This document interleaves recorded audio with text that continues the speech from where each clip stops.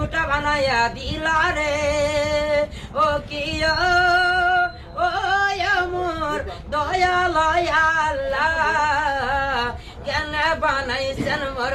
জনমেরি ল্যাংরা শ্যামপুর সারা বাড়ি আমার